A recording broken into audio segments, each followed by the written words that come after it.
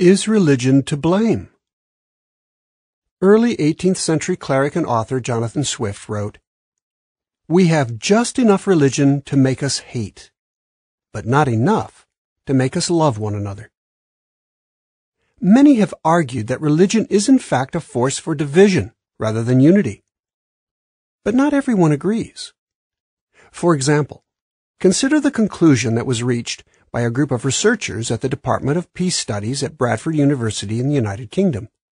The group was commissioned by the British Broadcasting Corporation to provide a sound answer to the question of whether religion is a force for peace or for war. In a published report, the researchers said, "After reviewing historical analysis by a diverse array of specialists, we concluded that there have been few genuinely religious wars in the last 100 years. The investigative team explained that some wars, often painted in the media and other places as wars over religion, or wars arising from religious differences, have in fact been wars of nationalism, liberation of territory, or self-defense." However, many others argue that the clergy, by their actions or by their silence, have condoned and actively supported many armed conflicts, as indicated by the following quotes. "Religion seems to be connected with violence virtually everywhere. In recent years, religious violence has erupted among right-wing Christians in the United States, angry Muslims and Jews in the Middle East, quarreling Hindus and Muslims in South Asia, and indigenous religious communities in Africa and Indonesia.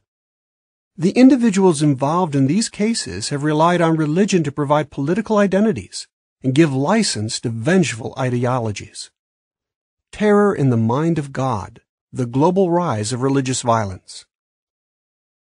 Ironically, nations with fervent religion often have the worst social evils.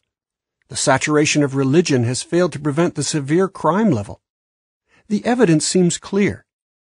To find living conditions that are safe, decent, orderly, and civilized, avoid places with intense religion. Holy hatred. Baptists are much better known for fighting than for peacemaking. When the American slavery issue and other developments divided the denominations and then the nation in the 19th century, Baptists North and South supported the war effort as a righteous crusade and assumed that God was on their side. Baptists also identified with the national effort in wars with England, 1812, Mexico, 1845, and Spain, 1898. Justifying the last two mainly on the grounds of bringing religious liberty to oppressed peoples and opening new areas for mission work. The point is not that Baptists desired war rather than peace, but that for the most part, when war became a reality, Baptists supported and participated in the effort. Review and Expositor, a Baptist theological journal. Religious motivation to combat has been located by historians in most eras, and among virtually all the world's diverse peoples and cultures, and usually on both sides in any given war. The Hari cry that the gods are on our side was among the earliest and most potent of incitements to battle. The Age of Wars of Religion, 1000 to 1650, an encyclopedia of global warfare and civilization. Religious leaders need to reflect more critically on their own failure to provide more effective leadership and witness to the true fundamental values of their respective faiths. It is true that all religions aspire to peace, but it is questionable whether religion has ever fulfilled that role.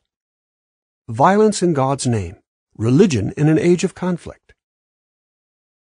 The Reverend Dr. Charles A. Eaton, pastor of Madison Avenue Baptist Church, announced from his pulpit yesterday that the parish house of the church was to be turned into a recruiting station for men desiring to enlist in either the Army or Navy. He was one of a dozen clergymen in the city who preached war sermons at their regular Sunday morning services, and who urged the men and women to attest their loyalty to the nation and democracy by offering their services in the war at the earliest opportunity. Flags decorated many churches. The New York Times, April 16, 1917.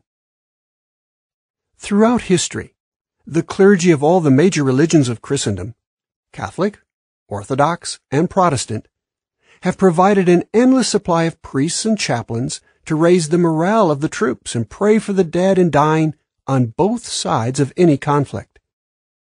By this support, they have condoned the bloodshed and given their blessing to all the military forces.